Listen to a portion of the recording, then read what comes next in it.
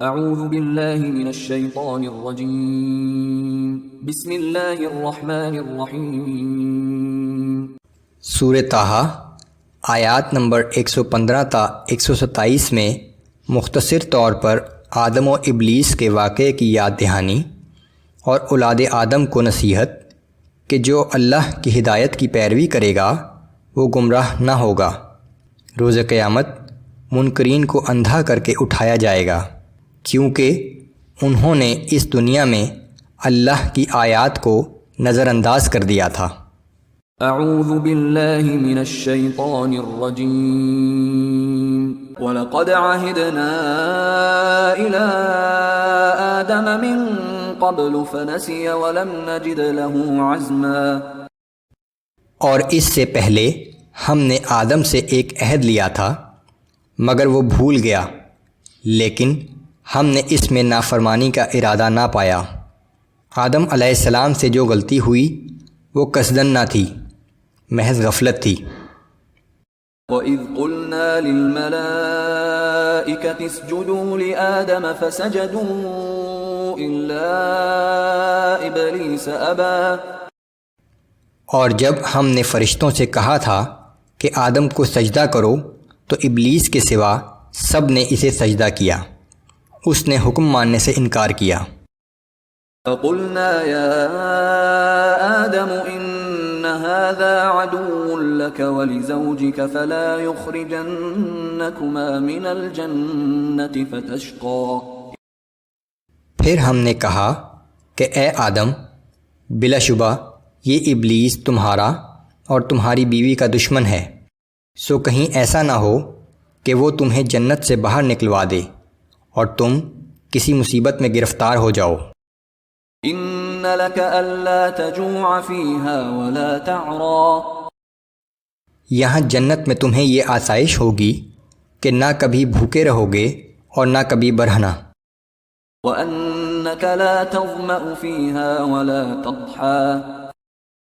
یہاں نہ کبھی پیاس ستائے گی اور نہ کبھی دھوپ کی تکلیف محسوس ہوگی۔ فوسوس إليه الشيطان قال يا آدم هل أدلك على شجرة الخلد وملك لا يبلى۔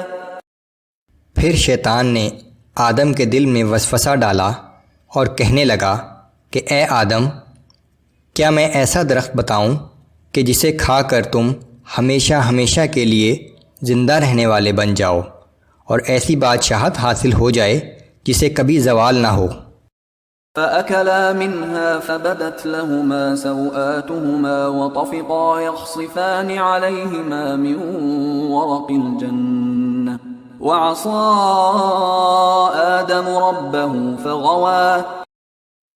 آخر ان دونوں نے اس درخت میں سے کھا لیا تو ان دونوں کے سطر ایک دوسرے کے سامنے کھل گئے، پھر وہ دونوں اپنا بدن ڈھانپنے کے لیے جنت کے پتے اپنے جسم پر چپکانے لگے۔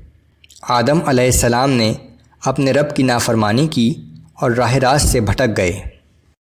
ثم اجتباہ ربہ فتاب علیہ وہدی۔ پھر اس کے رب نے اسے برگزیدہ کیا، اس کی توبہ قبول کی اور اسے ہدایت بخشی۔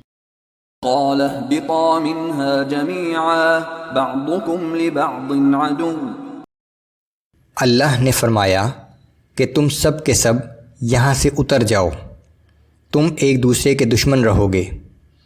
فَإِمَّا يَأْتِيَنَّكُم مِّنِّي هُدًى فَمَنِ اتَّبَعَ هُدَايَ فَلَا يَضِلُّ وَلَا يَشْقَىٰ۔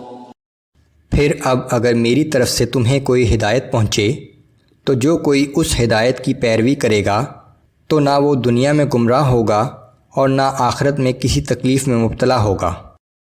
وَمَنْ أَعْرَضَ عَنْ ذِكْرِي فَإِنَّ لَهُ مَعِيشَةً ضَنكًا وَنَحْشُرُهُ يَوْمَ الْقِيَامَةِ أَعْمَىٰ۔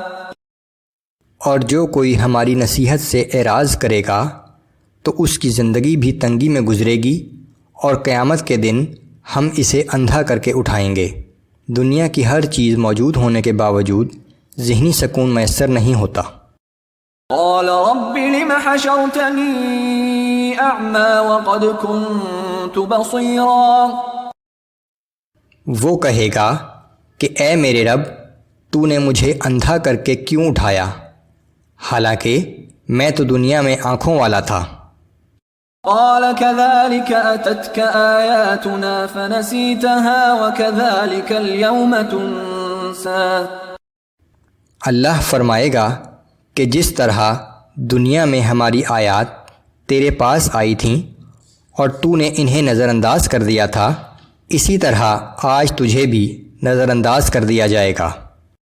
وَكَذَلِكَ نَجْزِي مَنْ أَسْرَفَ وَلَمْ يُؤْمِنْ بِآيَاتِ رَبِّهِ. ہم ایسا ہی بدلہ ہر اس شخص کو دیں گے جو حد سے گزر جائے اور اپنے رب کی آیات پر ایمان نہ لائے۔ وَلَعَذَابُ الْآخِرَةِ أَشَدُّ وَأَبْقَى. اور بے شک آخرت کا عذاب نہایت ہی سخت اور ہمیشہ باقی رہنے والا ہے۔